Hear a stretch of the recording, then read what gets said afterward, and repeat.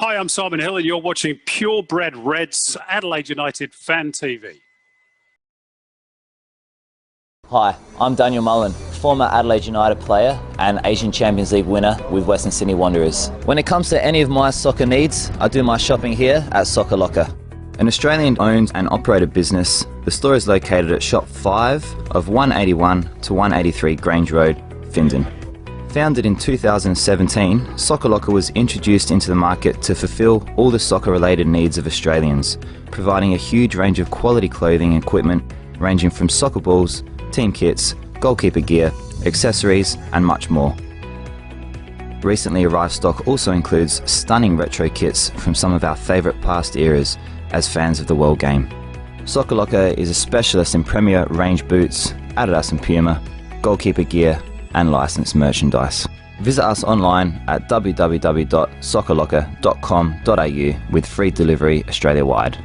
So get shopping now at our Findon store, open from 10 a.m. to 5:30 p.m. from Monday to Friday, and open Saturdays from 9 a.m. to 3 p.m. Pinch one from the set piece, that's for sure today. Must have come off Terry McFlynn.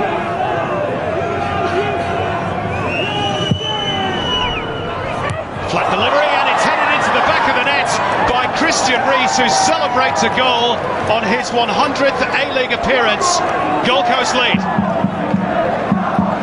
And it's his second in a week, of course. Well. Who would have thought, Reese? 2 in 2 weeks.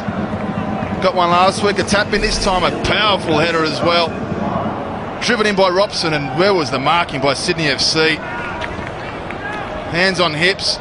Everyone's looking around, but it was free as a bird. Jamie Coyne got in there a little bit too late. Liam Reddy had no chance with the header. Driven into the ground. 1-0 to the Gold Coast. G'day guys and welcome to the Purebred Reds Adelaide United Fan TV. I'm your host Ellis Gelios, coming to you today with a preview of our game against Wellington Phoenix, and I'm joined by a man who played for both Adelaide United and Wellington. He had an extremely eventful A-League career, played for Adelaide United between 2003 and 2007, clocking 65 games and scoring 2 goals. I refer to Kristian Rees. Kristian, welcome to the show. How are you? Good, Ellis. Thanks for having me. I'm happy to be here. Great to have you. So much going on at the moment. You're now residing in the Gold Coast after your political career, which was a very eventful one, and we're going to get into it later on in the interview. But just tell us how things are for you at the moment. You've just recently signed on to become the Junior Director of Coaching at Burleigh Heads. So you're back in the football space, and we'll talk more about this later in the interview. But just tell us how things are going for you right now. Yeah, really good now, and yeah, just enjoying life on the Gold Coast, and got 3 kids, and my middle boy, he plays out at Burleigh Heads, so just really supporting his football and how he progresses, but he really enjoys it. So yeah, it's good being part of that. And at Burleigh Heads is a good local soccer club. They play in the Premier League competition here, so yeah, it's a good club, and yeah, happy to be involved with them. And yeah, as you know, getting away from football is impossible. When it's in your blood, you can't get away from it. So you try and have a break sometimes, but it just draws you back in, and that's the way it is. So yeah, good up here, and yeah, enjoying it. Beautiful stuff. Just tell us, is he a defender by any chance? He's actually plays in midfield at the moment, but he's competitive like me. He's a sore loser and sucks if he loses. So they're not the best attributes, but it sort of drives him a bit on the pitch. So it's good in that sense. But yeah, he gets stuck in, and yeah, he fires up a little bit, which is good. So well, if he has half the career his old man had, he'll be in for quite a ride. We've got a lot to get through, Kristian. We're going to start off by previewing the game this Sunday between Adelaide United and Wellington. Huge game for both clubs. It will be in Wollongong. It's a 3:40 p.m. kickoff, and as always, be sure to get your football fix on Fox Sports or KO Sports. Make sure you don't miss it. Getting straight into things, Kristian, these are 2 of your former clubs, as we said off the top there.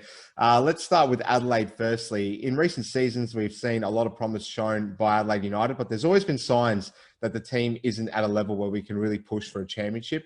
To claw back a 2-goal deficit away to Sydney FC, the current champions, in my opinion, shows that we are resolute enough to challenge this season. Do you think we're past talking about this team simply punching above their weight and that it's now time to have the conversation about whether we can seriously win the A-League? Yeah, I mean, I wouldn't for one second say Adelaide's punching above their weight. I think they've matched, most teams throughout the season. I think they had a bit of a bad result in Perth, but it is hard to travel, and I think that was just an off day. But I think when they've got the squad fully fit, they can sort of match any team on their day. And against Sydney, that definitely showed. You had earlier on the season, you had players like Ryan Strain was injured. They've brought in the young left back that's coming from Western United. He looks really, really lively. Cavallo, yeah. Cavallo, yeah. And you've got the likes of Goodwin, who, for me, Goodwin's another level, and he's probably one of the best wingers in the comp. I think he's been unbelievable, and some of the balls he was putting in, just deadly. So, I think with the young brothers coming off the bench and things like that, there's some real firepower there. And once they got a fit squad, they can beat any team on the day. And obviously going to Sydney 2-0 down takes your character to come back from that. So I think they've got that that real mental strength there and toughness to really fight. The likes of Stefan Mork and things like that. You can see he sort of leads the team with his sort of spirit and fight, and that's probably an attribute that I used to see a lot playing with players like Ross Aloisi and Carl Viet, who are the coaches. So that's really come out, I think, from them as well, that real fight and spirit. And there's some real good Adelaide boys there, and it's fantastic to see the Adelaide talent coming through and having a majority SA-based team. So I think the general culture and spirit of the club from the outside looks fantastic, and I think if they keep injuries to a real minimum, they could definitely do some damage. Speaking of things that are fantastic, it's great to have a former player and a South Australian-born ex-player still keeping in touch with the club when you don't live in the same city. It's we don't have too many of those cases, so it's great that we've got you speaking so passionately. Just on your former teammates Carl Viet and Ross Aloisi, obviously now the manager and assistant manager at the club, how do you think they've gone? How do you think they've gone about transforming this club from where it was at such a low base at the end of last season under the former coach Gertjan Verbeek to where we find ourselves now? There's been a lot of questions asked along the way, but right now you can't really ask too many questions, can you? No, I think the general team spirit and culture, again, it's from the outside, but for me it looks really good.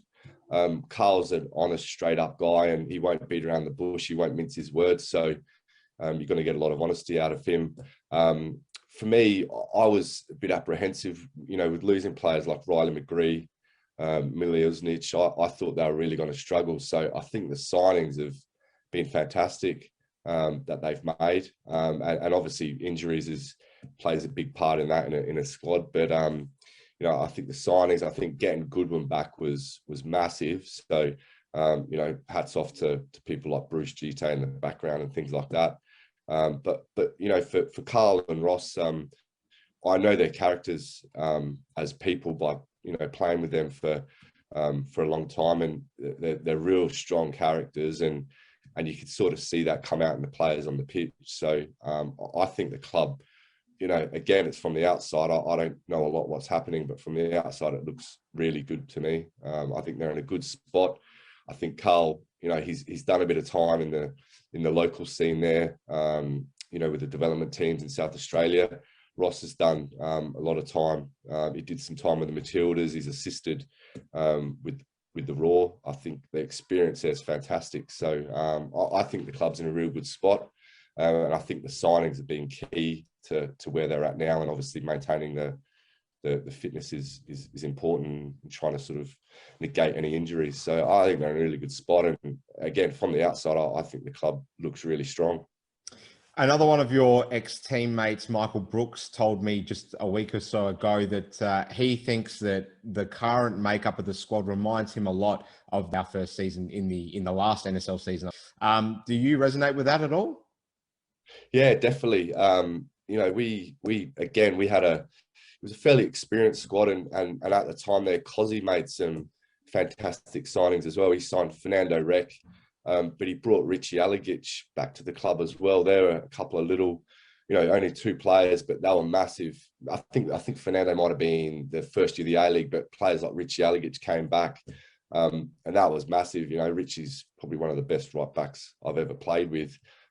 Such a good player, and the majority of the squad there, it must have been 80-90% all SA boys.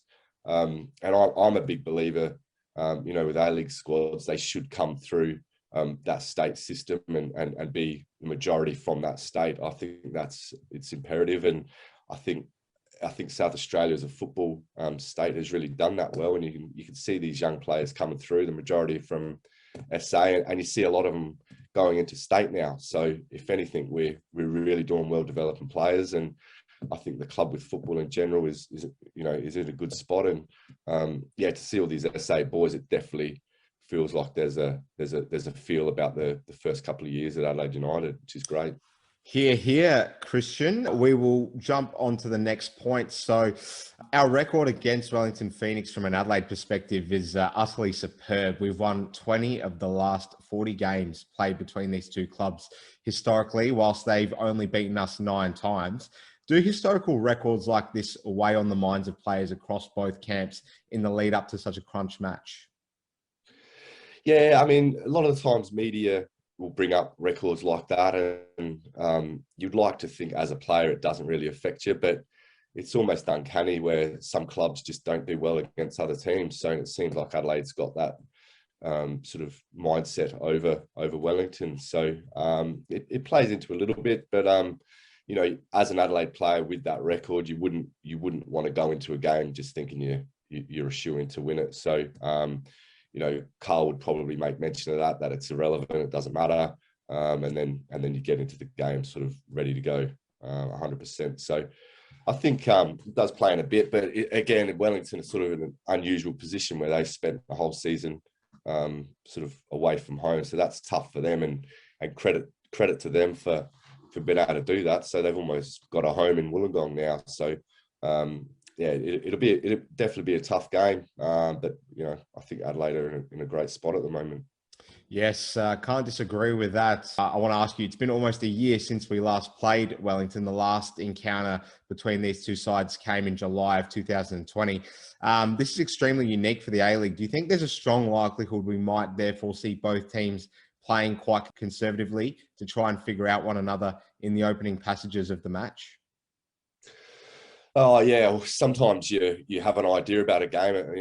The coaches will have certain tactics they want to go about, and then you get out the game and it's thrown out the window, and it's full. It's a full press, because the press is an option to do where you've talked about sitting back. So sometimes you got to see the first couple of minutes how a team sort of goes about, and the feel as a player on the pitch. You get a real feel for the game, and especially from the back, you can. You can gain momentum just from pressing. So it's a hard one to say. You may get that. I would say Wellington, as their home game, that would be the team looking to come out and get on the front foot early. I don't know tactically what Carl will do, but yeah, you'd think Wellington would try and come on the front foot, and Adelaide may look to counter. But it's a hard one to say. But and Adelaide obviously haven't played in Wollongong for some time. Since the NSL. Yeah, since the NSL. So, so it's a little bit foreign in that sense. So the Adelaide boys may be a little bit cagey and just feel it out. I'd say Wellington are going to be a bit more comfortable starting off. So it may unfold that way. I'm just trying to think if Wellington's turnaround might have been a bit shorter, that they may have had a few less days to recover. So yeah, they just played on Thursday night. Exactly. So that plays into a bit as well. So tactically, Carl may sort of say, look, they've just played, they're going to be a bit fatigued, let's go at them. First 5, see how they go and see what happens. So it'd be interesting. I'm looking forward to it. It should be a good game too. Absolutely. And just on Wellington, they've had a real stop-start season, which isn't traditionally unlike them. But how much do you think the lack of a home game advantage has had on them, as they've been based in Wollongong all season long, like you just mentioned before? Yeah, it's massive. So, as a player, generally when you play away games, it's hard to travel.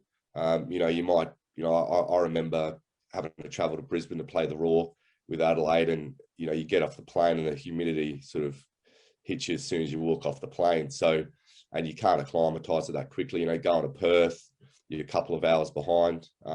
Kicking off at 8 o'clock there's 10 o'clock back home. So those little things affect you a little bit. So it's it's going to be interesting to see how it pans out.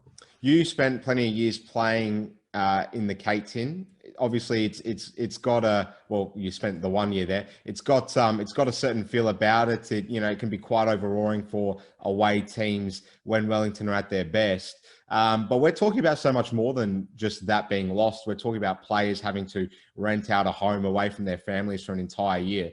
So it's obviously had a big impact, hasn't it? Not being able to play in New Zealand. Yeah, it's massive, that affects being away from their families and things like that. I don't know if I'd say they probably wouldn't if the extended family, wives and kids had been able to come over. So that alone would be massive for the players.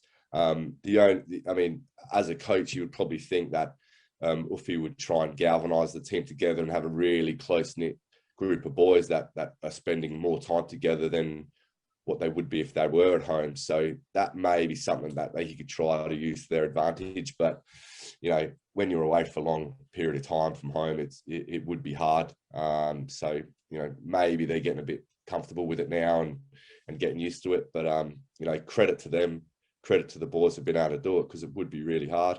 They've been playing some good stuff this year, and I would dare to say if they're playing, those games at home where they've drawn or just lost, they're games where they may have got the points, because they've got that home ground and they're comfortable, and teams have got to travel there. So, so it's hard for them, and credit to them for doing what they've done. It's been great, and as much as I love Adelaide, I've got a soft spot for them, but I still hope to see them do well, but not quite as well as Adelaide. Well, I'm glad you brought up Ufuk Talay. You played against him on numerous occasions. Now, obviously, the manager of Wellington, but there's plenty of talk that he won't be there much longer after what's been a pretty exciting 2 years under his stewardship. Talk that he was going to become the next victory manager. Obviously, now we know that's not going to be the case, but that contract to be at Wellington next season has not been signed yet, and he hasn't closed the door on potentially moving elsewhere. Now, I want to ask you, does this potentially cause some instability within the Knicks squad? Because everyone is now obviously so acclimatized to playing under him and his ways. And that squad really has been built around everything he wants to achieve. And to suddenly hear that he might not be there beyond this season, is that something that might weigh on some of the players' minds, particularly the younger ones at all, in your view?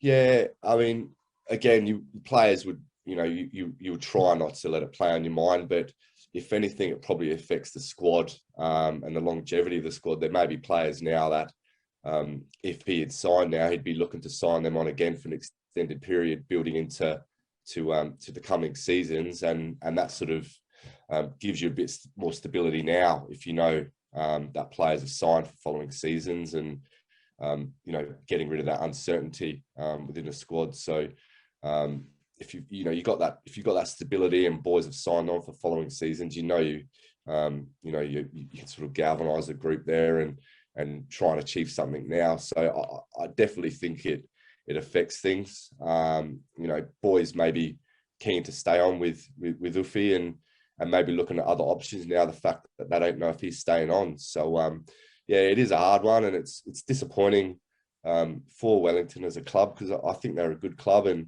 I'm glad they're in the league. And similar thing happened with Mark Root, and he was doing well there, and then he's off at Western United. So you don't want the club to be a club where coaches go there to do something, and then something better comes along in the A-League and they shoot off. You want to try and you're going backwards a bit there. So I hope for Wellington's sake he stays on there. I think he's done quite well, and he's built a decent squad, and it'd be good to see them build onto that as well he stays on. So yeah, it'd be interesting to see how that one pans out.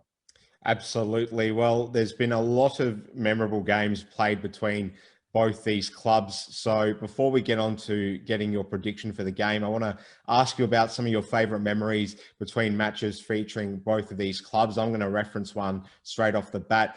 2-1 away win for Adelaide in Wellington.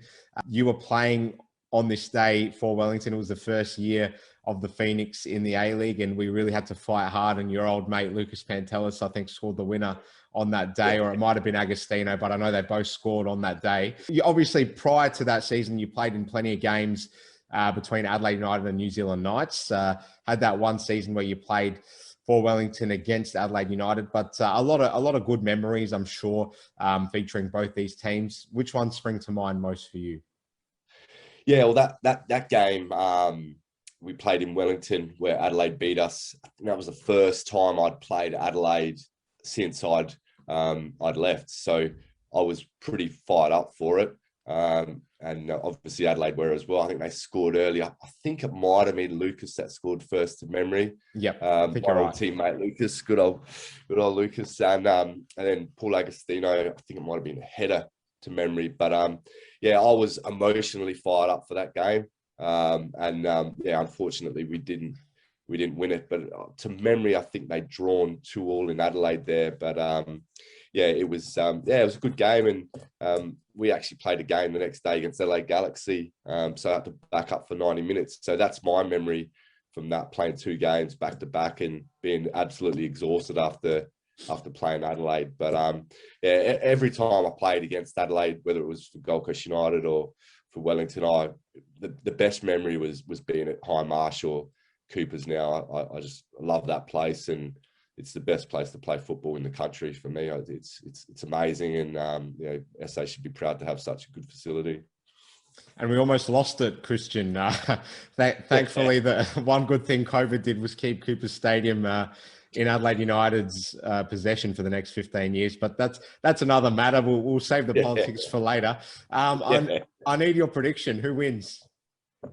Oh, it's Adelaide for me. You know, again, it's a little bit uncertain going there. So the boys are, you know, got to get used to the, you know, different pitch they haven't played on. But you know, again, Wellington having a backup after the game Thursday.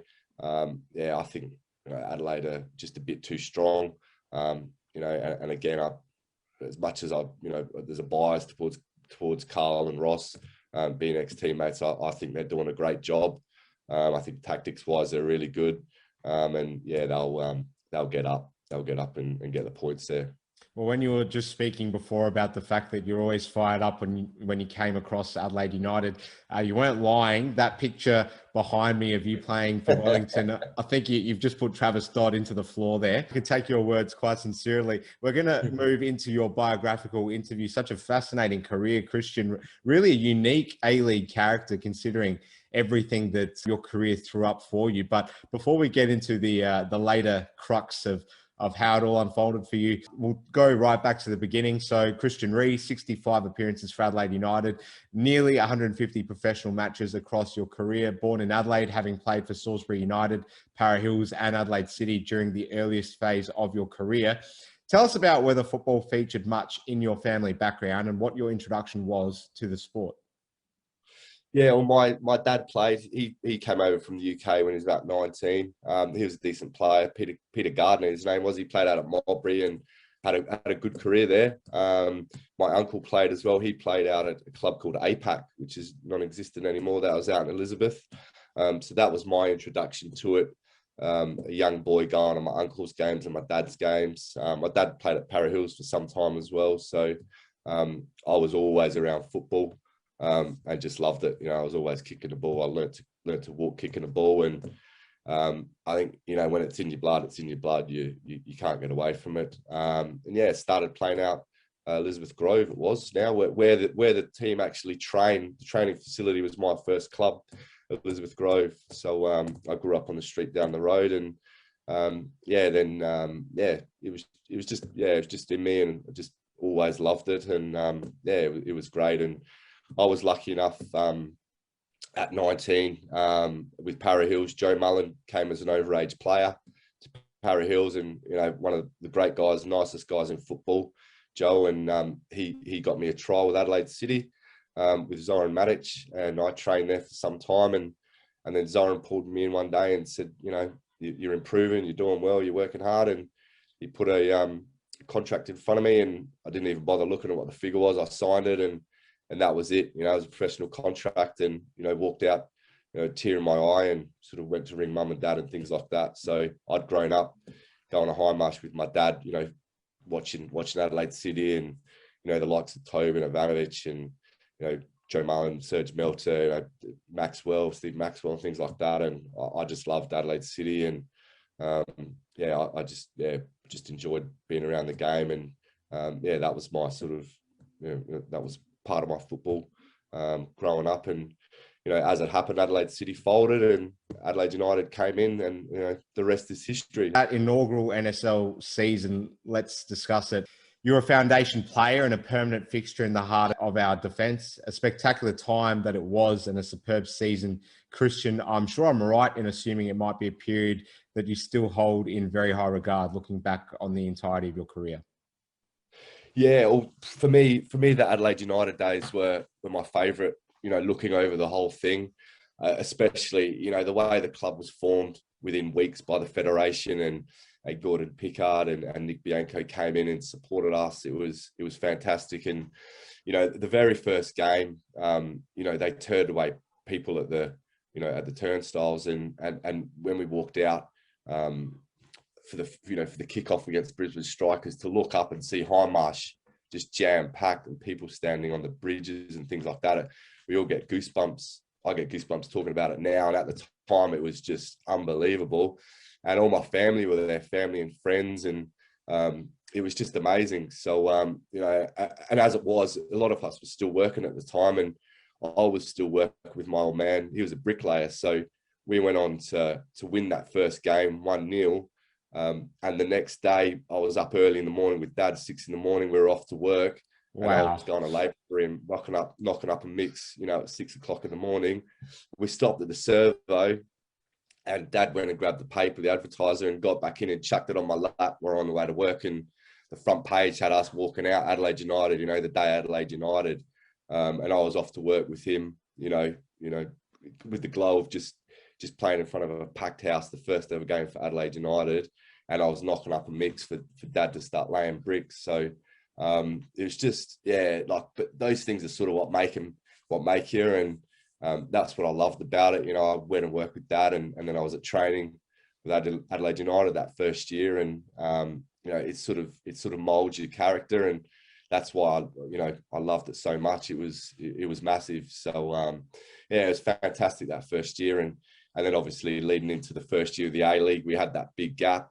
I stayed in SA and played with Mowbray and had a good time there. And we went on and won the premiership that first year. So for me, those first sort of 2 years were just huge. And to win the premiership was such, for me, it was a massive achievement.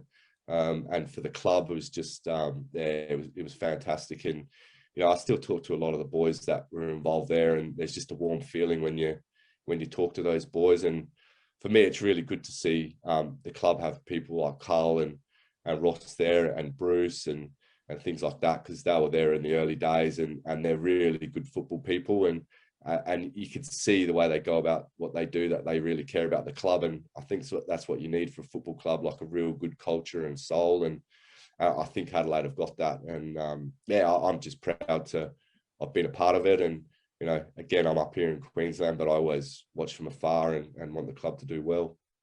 Amazing to hear you speak so passionately about memories from so long ago. It's quite interesting because a lot of people might not remember just how humble the beginnings were of the club.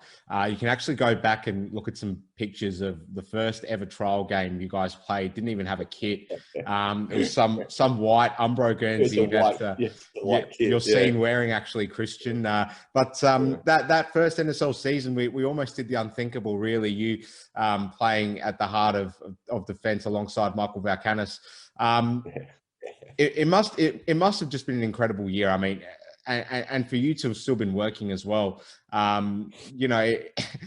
bizarre scenes, really, to rock up to, a 16,000 strong crowd at Cooper Stadium and then work the next day.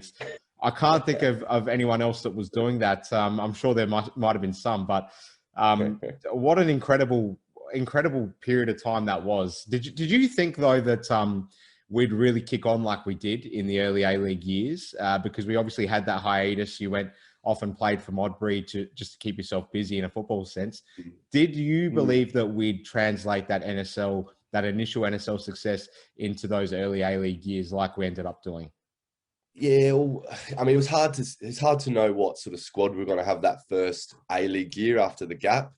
But what was really good was that the club had come out and they subsidised part of our wage to the local clubs for us to stay in South Australia. I had an offer to go to Malaysia, but my wage was subsidised by the club, by Gordon Pickard. And then, so a lot of us stayed in Adelaide and played locally because of that. So that was just another little thing that the club did well, that kept people there. And then obviously the bulk of the first A-League squad was the boys from the year before. And they just added, people like Shenkin Q, which was a great signing, and Fernando. Travis Dodd and Costanzo came in too. Travis, Chockers came back in as well. So, I mean, they're two Adelaide boys as well, bringing Adelaide boys back, which is huge. And, I played juniors with Travis and he was just, he was a freak when we were 10 years old. He was always going to be successful. And Ange, I sort of, he played at Salisbury United, won Player of the Year at 15. And I was lucky enough to spend a bit of time with him at Adelaide City before he went to Marconi. But, to play with the likes of, Ange in front of me and Mickey to the side of me, and Ross a little bit higher, it was such a good squad and the experience was fantastic. But because we kept the bulk of that first year squad and we did a really long preseason, we hit the ground running that first year, and we physically, we went hard at teams and we hit them hard. And, when you got a Carl Veed in there, that'll just, melt someone in the middle of the pitch when the game's in limbo. That turns games, and Ross and Ange breaking up a lot of play, and the experience of Mickey, which really assisted me. And, one of the best right backs I played with in Richie Allegich. It was just such a good squad, and we really hit teams hard. So, it was fantastic and just disappointing that we lost that preliminary game against Central Coast Mariners in a tight one. And, Sydney went on to knock them off in the grand final. But, it was really good. And, I wasn't that... I mean, I was surprised that we did so well, but, looking back, we prepared so well for it. I'm not surprised, So it was a great squad, and the club were just really well prepared leading into it, which is great. Like you said, it's obviously disappointing. We never won the championship in those 2 seasons. We performed so well.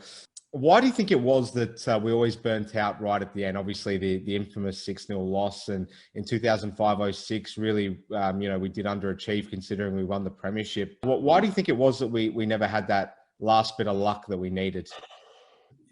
Yeah, it was a tight one. I mean, I guess when you look at it, people would say we played our finals the week before leading into those finals. So you look at, your Newcastle Jets preliminary. Newcastle Jets preliminary shootout. And the one with Melbourne Victory. James Robinson scored a header in one of the last kicks of the game. It hit the side of his head and looped in there. And if he hadn't scored that, we had a home final. Yeah, you know what I mean. So people don't talk about that often, do they? Yeah, I know. There's so, but the thing was, we went up the other end, and Travis had a 1-on-1 and goal and just missed it, and that would have been it. So there's such fine margins. It's so hard to to say. There's no real answer. It's just that the margins are so fine with that. But the Melbourne Victory grand final, we'd played our final the week before, and the emotions were so big, winning on penalties at Highmarsh and then going there. It was just, it was like we were never going to win. We trained on the pitch the night before, and we were playing we had the starting 11 playing against the rest of the squad. There's 5 or 6 players, and the 5 or 6 players kept winning the ball. The boys we were just gone. It was you could feel it the night before. So, but it's real fine margins. That when we played the 2 legs against Melbourne, we should have had that home final, and it was just the ball, bouncing off James Robinson's head that looped in is what killed us. So that's football, and they're the margins of it. So it was that's the way it is, and it was disappointing. But again, I can sort of look back and be proud that we won that premiership, and we did well, but unfortunately we didn't get a title within those years. And speaking of fine margins, a lot of people often forget that we started really well in that grand final. It was just such an amazing season to have that rivalry with Melbourne Victory. So many lit games with just passion oozing on the sidelines. The one that springs to mind for me was beating them over there in front of a huge crowd. I could not believe we were seeing what we were seeing. It was like almost a sold out Etihad midway through the season, and Greg Owens scored and we beat Melbourne Victory 1-0.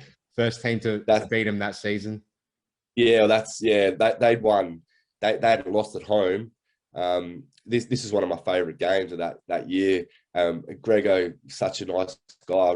We were really close. He was such a good player. And, we had Nathan Burns and Brucey's were young boys there, but we were under the pump. It was 0-0. They had a corner and we countered. Brebner tried to foul Burnsy on the halfway line, and Burnsy, young boy, still fought him off, put Grego in, and Grego dinked it. And that was unbelievable, that result. And then 2 minutes later, we were under the pump. Archie's running at us, Allsop, Fred. Musket goes and knocks Cozzy off the chair, and it's all on.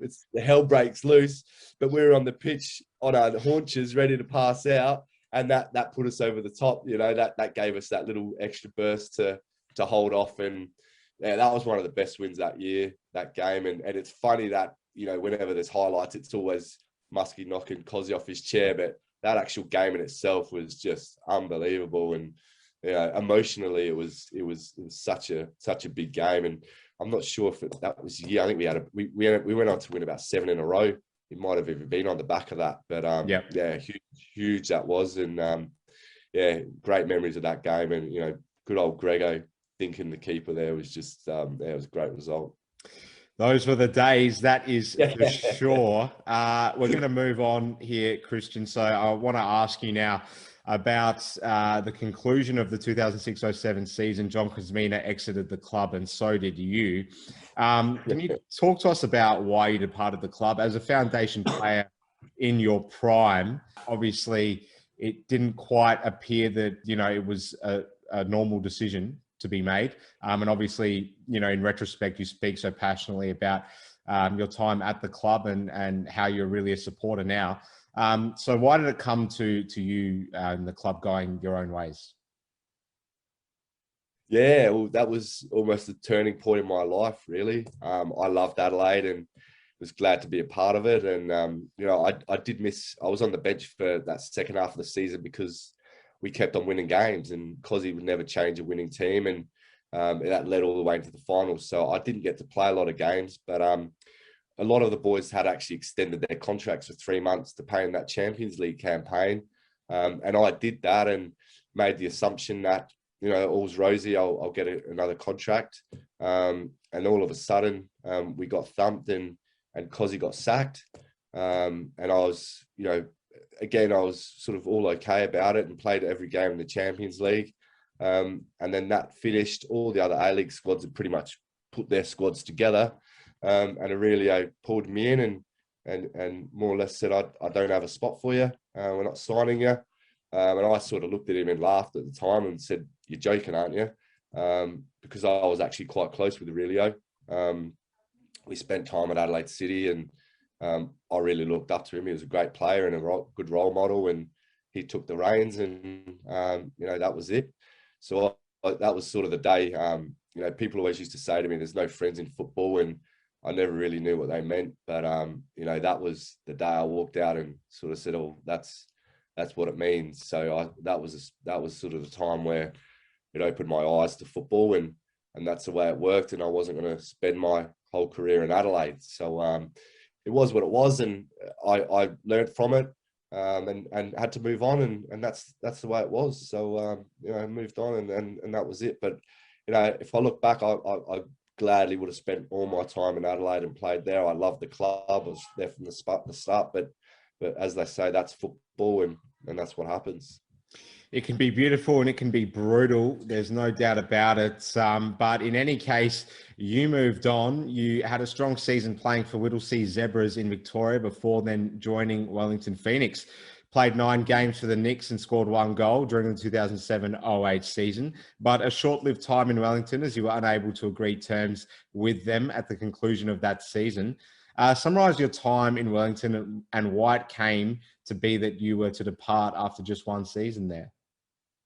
Yeah, I really liked Wellington, and again, talking about the coaching stuff there at Adelaide, Ross Aloisi was another player to depart there, and he went over to Wellington as well. So I got to reunite with my old mate Ross, and we spent time together there. And I played every game of the second half of the season after Whittlesea, after playing there. And as it happened, I remember I was in Sydney. We were going to play a game, and Miron Bleiberg called me and said, "This is Miron." I said, "Hi, Miron." And he goes, "Oh, we're starting a team on the Gold Coast." He goes, "Whatever Wellington are going to pay you, we'll pay you more." I said, "Okay, I'll go to the Gold Coast. Sounds good to me. You're gonna pay me more." And I'd said to Wellington, "Sorry, that they were keen to have me stay on," and I just said, "No, I'm going to Gold Coast." And then they'd end up signing Johnny McCain, who was ended up being an Adelaide boy as well. They'd signed him. I think it was Durante as well. Went there, so they signed their centre backs, and I went back and said, "Oh, look, they're not, Gold Coast haven't got the license now for whatever reason," and they'd signed their players. So I was off back to Adelaide and signed with Damien at Adelaide City, my old club, and we had some success there and went on to win the NPL. And halfway through that season, Miron rang again and said, "Kristian, it's Miron again." And he goes, "Clive Palmer's buying the club now, and I still want to sign you." So that was that. So Gold Coast didn't get a license the first year, but the year after they did. So I was back up to the Gold Coast, but I spent a good year in Adelaide and won the league there, which was great. And yeah, I was back up to Gold Coast, and that was that. Yes, and what a career you ended up having with Gold Coast. But before we get on to that, just touching on your time in Wellington, was it quite a unique thing for you to be playing at a club that was based in a different country but in the same league? And did you adjust to life in the city there? I was speaking to Vince Lear quite recently, who said he thought it would be a massive change up to what he experienced in Melbourne, but really they had a similar coffee culture in Wellington and a real sports mad town as well. Did you sort of have the same experiences there that he might have had? Yeah, Vinny. Yeah, we used to have a few coffees together. We all lived in an apartment block there, and it was we used to have a few coffees, and we'd finish training and all head home, drive to training together, and all head back. But yeah, the culture was great there, and the people were really nice. They were really accommodating and supportive, and the stadium was quite close to the city, so you'd finish games, head back to the apartment, and then head out for the after match dinner and things like that. And everyone would sort of be around. So it was a great culture there, and the people were fantastic. So I really enjoyed my time there. And it wasn't too bad. You're going through customs every second week. But the good thing was the alcohol was a bit cheaper when you come home. So you get a couple of bottles of vodka, which were cheap. But it was good, and we had a really good group there. But it takes its toll, the travel on with games and things like that. So what it is with teams like Wellington, that when you're playing at home, you really have to take advantage of that home ground advantage, whether it's cold and windy and, the teams have travelled. You've really got to go and hit teams hard, I think. And it was a good time there, and a great group of boys. And I look back on my time at Phoenix really fondly as well.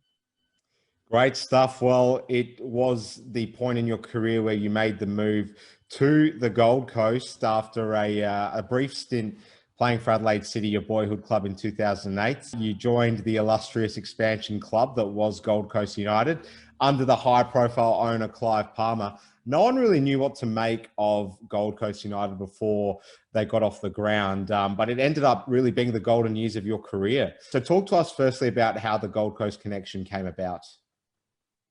Yeah, well, obviously, Miron had seen me playing for Adelaide United those first couple of years, and he didn't like me because I was a niggly defender and got stuck in. So that's why he wanted to sign me. So, he liked me from that. We had some success those first few years against the Raw. That's obviously, he's remembered that and was keen to have me on board. So that was where that came. And I've got a lot of respect for Miron, what he dealt with at Gold Coast United. Stuff coming from above him that he dealt with. There was always some sort of politics involved and things like that. So I think Miron, to put a squad together the way he did and the players that he got, I think he did a fantastic job.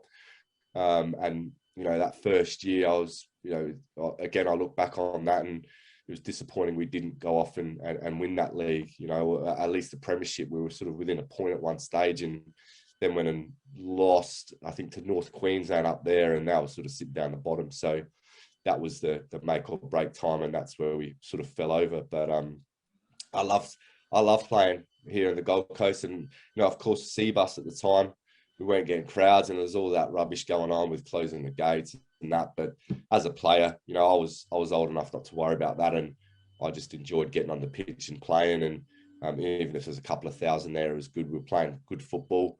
You got the likes of Jason Kalina and Shane Smeltz, Michael Thwaite. There was some really, really good players there, and I had a great time with those boys. And it was just a shame, the stuff off the field, the way it all happened. And it's a shame because it was a good club. There's some good boys there, and we don't have that region now for players to sort of push on with. Within the A-League, which is disappointing. So that's the way it was. But I look fondly at those times as well, and I still keep in touch with boys from those days. Yeah, people often always allude to the turbulent sort of way that Gold Coast folded, but people by the same breath don't remember how good Gold Coast were at the beginning. And like you highlighted, they're such a strong squad, so much balance in the team. And obviously Jason Kalina coming as well was massive. You ended up clocking 73 games for Gold Coast. Obviously, I'd be right in assuming, the best phase of your professional career spent at Gold Coast, scored some nice goals too. Which are the memories that spring up, most quickly for you when you think about your time in the Gold Coast? Yeah, you're right. I did have probably some of my best years here, bar sort of that first year of the A-League with Adelaide.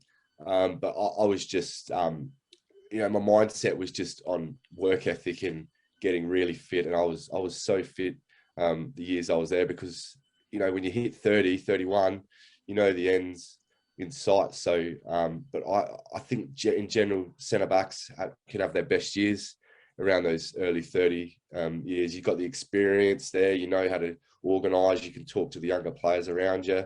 It was great years there. But the biggest one that springs to mind, we played Brisbane Raw on Boxing Day, and we would go down early. We're playing at Seabus. There was a good crowd there. There must have been 14,000, 15,000 there. They scored early under Postacoglu, Brisbane Raw team. And then I equalised just before half-time. So we went in at 1-0 half-time. And then we came out. Shane Smeltz scored. And then I scored the third. And then Schmeltzy scored the fourth. So me and Schmeltzy both had 2 goals each. And, to score 2 goals for me was massive. And then we won a penalty.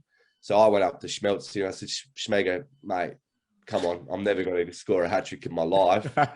Let me take the pen. Schmega goes, get out of the way, Reza, I'm taking this. So Schmega takes the pen, makes it 5-1. And we ended up winning 5-1. And it was a massive game. And, all our Gold Coast supporters, they got T-shirts made, and it was labelled the Boxing Day Massacre from that day on. So wow. So that was massive. That was probably one of the highlights of my time there. But in general, we used to train over at a school at TSS. We were training on the water, and we trained at 8 in the morning. It was just unbelievable. The pictures were great. So it was just a joy to be a part of when we were training, and and playing on Seabus. It was a great stadium, and yeah, great times and great memories. Unfortunately, it all ended quite abruptly after a pretty steady decline during 2012. It was very difficult to watch, but nevertheless, it opened a new door for you, and I might be right in saying quite an unexpected one, as you ended up pursuing politics under Clive Palmer, running as a senator for the Palmer United Party in both Queensland and South Australia.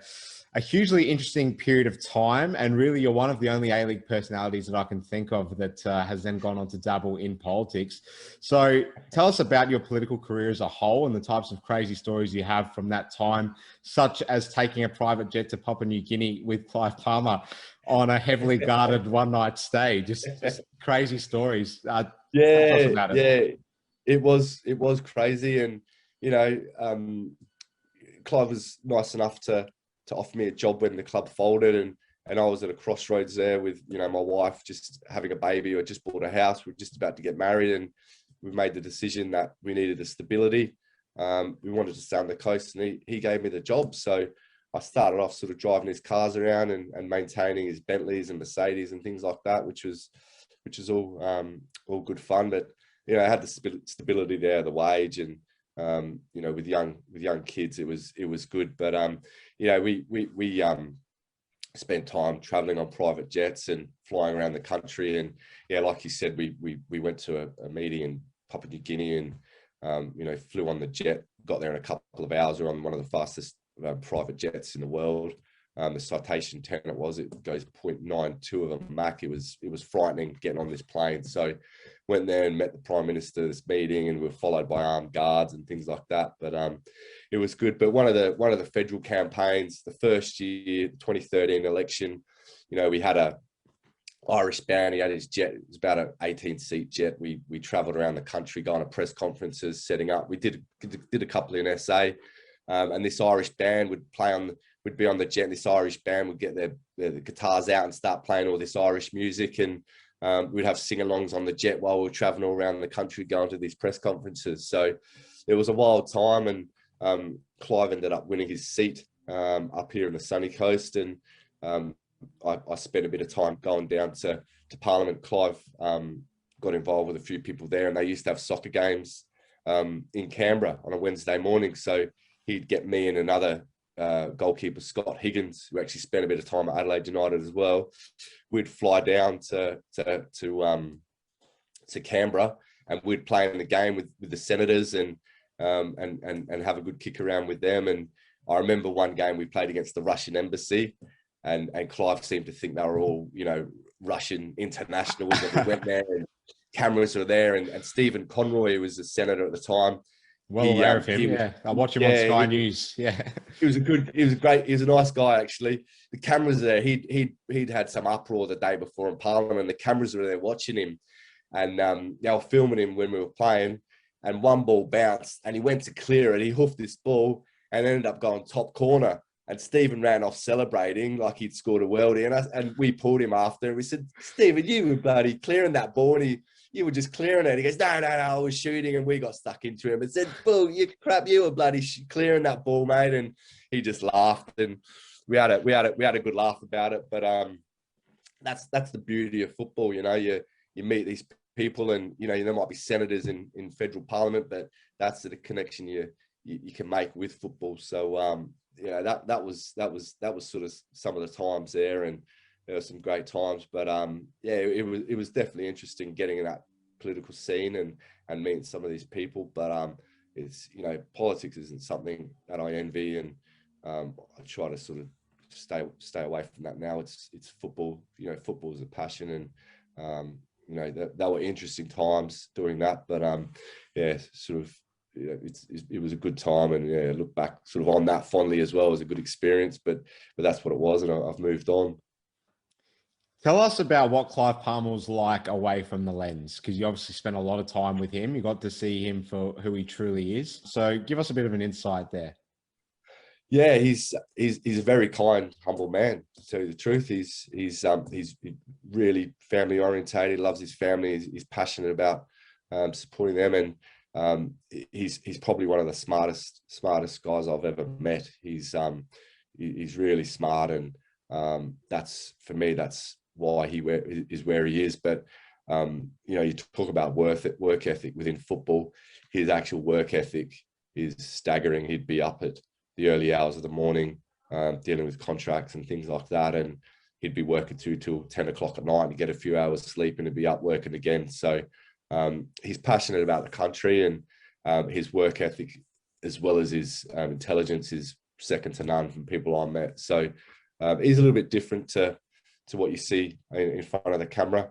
But I've got a lot of respect for what he's done. And again, I've moved on, and I spent my time with him, but it was time to do something else. And I've got a lot of respect for what he's done as a businessman and as a character in general. Great stories, Kristian. It leads us into the current day. So let's talk about what you're currently up to. You are working as a mortgage broker now, and you're also the junior director of coaching at Burleigh Heads. You've said in the past that you always wanted to stay in touch with football at the end of your playing career.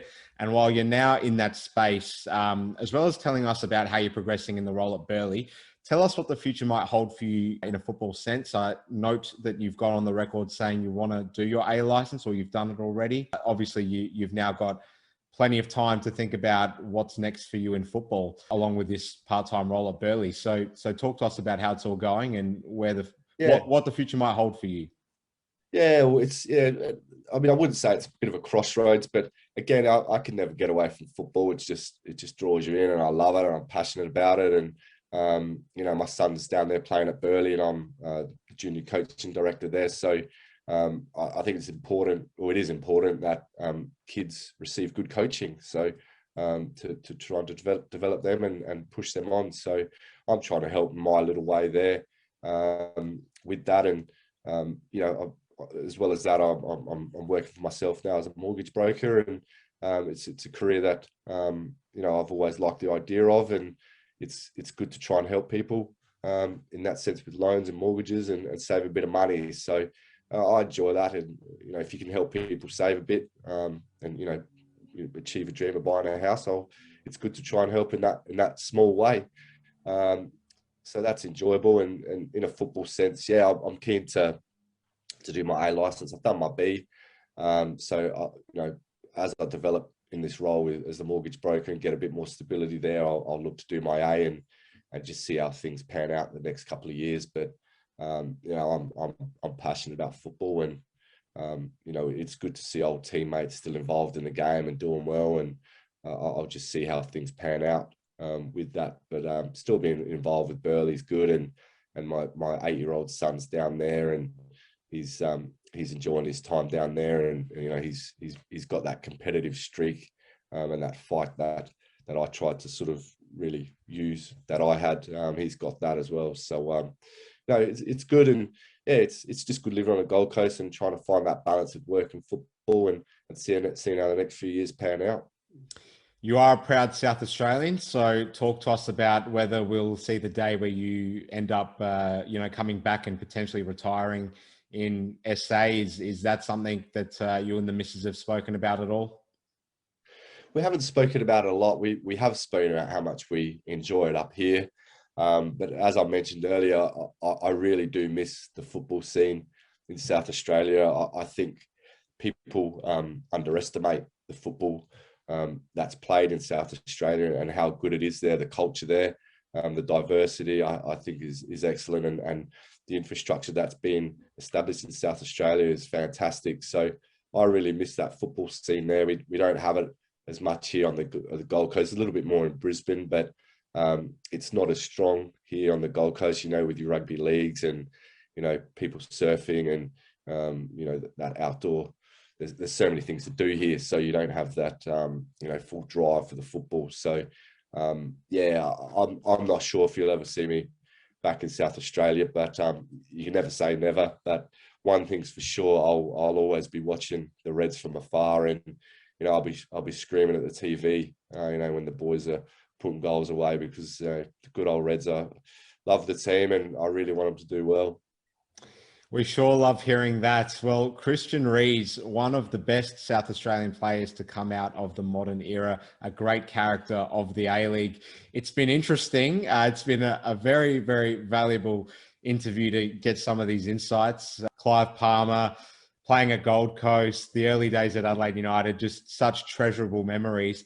It's been great catching up with you, mate. All the very best in everything that you do. You come across as a real honest and upfront kind of guy. So I don't know how you're a politician for 8 years, but That's why I didn't win the seat.